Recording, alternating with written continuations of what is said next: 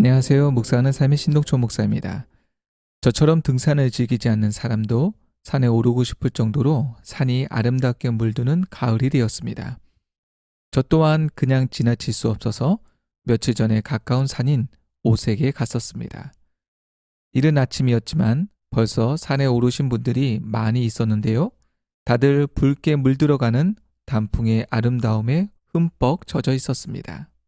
저도 아름다운 자연을 다 담을 수는 없다는 것을 알면서도 열심히 사진을 찍으며 산을 오르고 있었는데요. 그렇게 구경을 하면서 산을 오르는 동안에 자주 눈에 띄는 것이 있었습니다. 이곳에도, 저곳에도, 그리고 저곳에도. 그것은 누군가가 만들어 놓은 돌탑들이었습니다. 곳곳에 있는 돌탑들은 등산로 가까운 곳에도 있었고, 숲속으로 조금 들어간 곳에도, 그리고 물이 흐르는 물가에도 있었습니다. 분명히 누군가가 근처에 돌을 주워다가 만든 탑일 것입니다.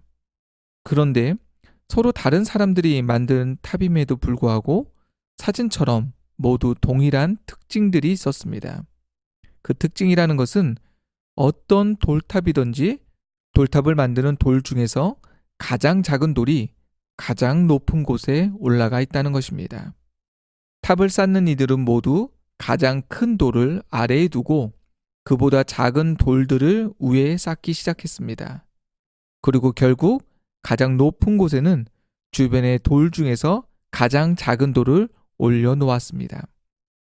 예수님께서 마태복음 32장 12절 말씀에서 누구든지 자기를 높이는 자는 낮아지고 누구든지 자기를 낮추는 자는 높아지리라 라고 하신 말씀이 떠올랐습니다.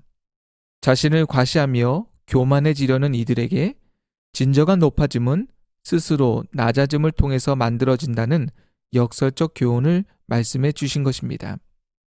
나를 과시하고 더 크게 보이게 하라고 가르치는 이 세상의 풍조에는 역행하는 것이지만 이 낮아짐은 사진의 돌탑들처럼 분명 누군가의 손에 들려 높아지는 결과를 만들 것입니다. 하나님은 교만한 자를 미워하시며 대적하신다고 말씀하셨습니다. 우리는 겸손으로 허리를 동이며 서로를 나보다 낮게 여기는 마음으로 살아가야 할 것입니다. 그렇게 살아갈 때에 때가 되면 하나님이 우리를 높여 주실 것이기 때문입니다.